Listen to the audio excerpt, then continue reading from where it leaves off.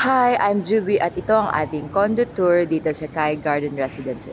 Ito yung bungad sa ating paglabas natin ng elevator. Kita agad natin yung cherry blossoms na design ng ating wall sa hallway. At habang tayo naglalakad sa ating atrium level, makikita natin na meron siyang garden and benches. So, napakaganda ng kanyang site at napakaaliwalas ng ating view.